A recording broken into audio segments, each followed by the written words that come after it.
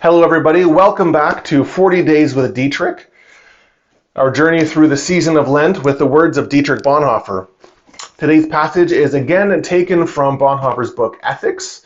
It's not immediately following the last section that we read. Sometimes as we go through day after day with one book, the passages are kind of linked very quickly, and they are they kind of flow together really, really well.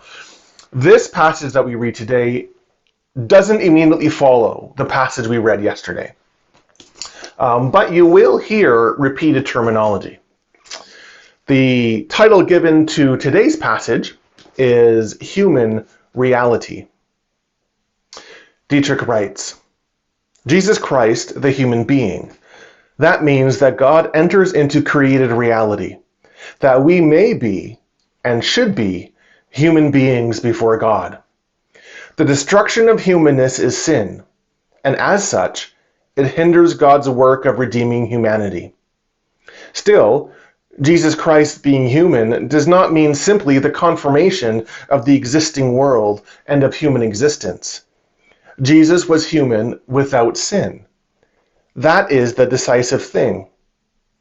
But Jesus lived among us in deepest poverty, was unmarried, and died as a criminal.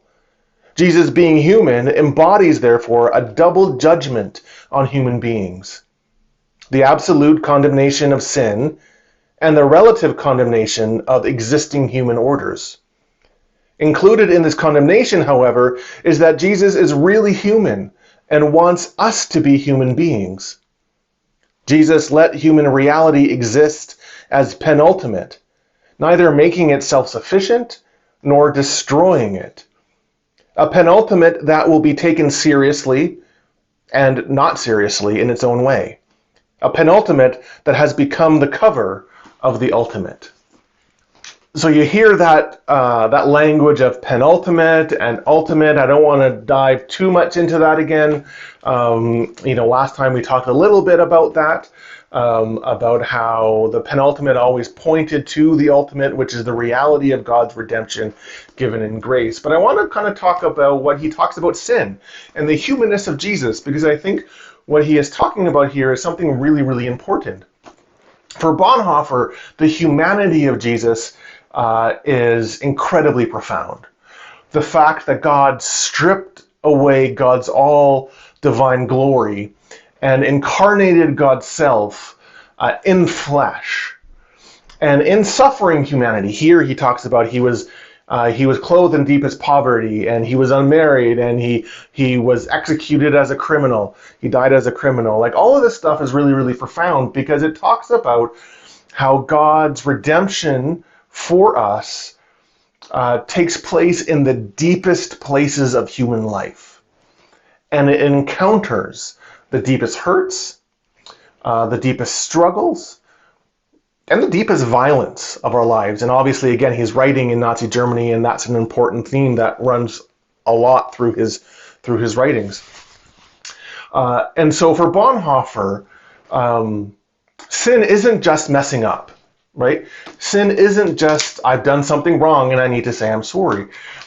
Sin is this spiritual force which destroys us, which destroys our humanness, destroys what it means to be crafted in the image of God. Paul actually talks about this in Romans as well. But that's kind of what sin is. And so he talks about how sin destroys our humanness. And that can be worked out individually within ourselves. But again, against the backdrop of Nazi Germany, there's also a systemic and an institutional reality here. And this is why Bonhoeffer says, that Christ's incarnation brought with it this double condemnation. This condemnation of sin as the destructive force against humanity, because Jesus is the full human, the human without sin. So his humanity, Christ's humanity, embodies a judgment against the sin that destroys humanity, but it's also a condemnation against the power structures of the world which destroy humanity. Again, backdrop of Nazi Germany and government policies and the persecution and the eradication of Jews and all that kind of stuff, right? So that's kind of playing in the backdrop here. But Christ's humanity wasn't just this condemnation, double condemnation. It was also coming into humanity in order to redeem humanity. You and I aren't called to be anything else but human. We aren't called to be anything else than who we are created to be. And so Jesus God wrapping God's self in flesh is the redemption of humanity. And so Jesus is really human, Bonhoeffer says, and thus wants us to be human as well. Wants us to be fully who we are created to be, in the flesh, in this road that we must walk, in this life that we are called to live. Jesus wants us to be who we are created to be here and now. And yet the way we do that is to accept the grace of redemption that comes in Jesus. And so as we go through Lent, maybe that's a reflection that you can make yourself. How are you being you? In the deepest sense, if you know what I mean. How are you living out fully and deeply who God has called you to be? Is there anything that you struggle with? Is there anything that works against your own humanity, your own identity as one created in the image of God? And what might it look like to invite Jesus to that place in order to do away with that which works against you, but also to highlight the beauty of your own humanity? God bless you as you journey through your season of Lent, and I look forward to seeing you tomorrow.